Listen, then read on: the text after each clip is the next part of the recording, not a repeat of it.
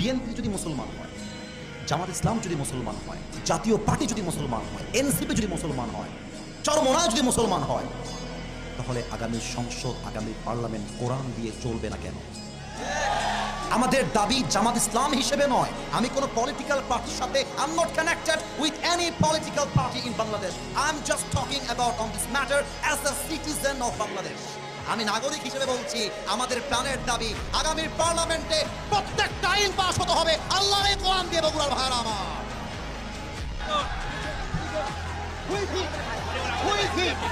আমি কি কোনো দলের কথা বলেছি? আমি শুরু থেকে নিয়ে অবমাননা করেছি। ক্ষমা চাওয়া লাগবে, ক্ষমা চাওয়া লাগবে, ক্ষমা চাওয়া লাগবে এখানে।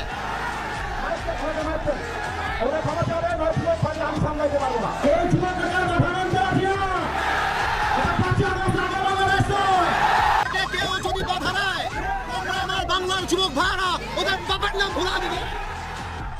বাংলাদেশ চলবে আল্লাহ কোরআন দিয়ে। মুসলমানের দেশ এটা, আগস্টের পর দেশটা স্বাধীন করেছি। এটা নাকি বিএনপির লোক? যদি কোনো বিএনপির লোক বলে আল্লাহ কোরআন দিয়ে দেশ চলবে না, এমন নেতা চাই যার কোরআন দিয়ে দেশ চলবে। এমন নেতা চাই যে তুমি আদর্শ মানতে চাও।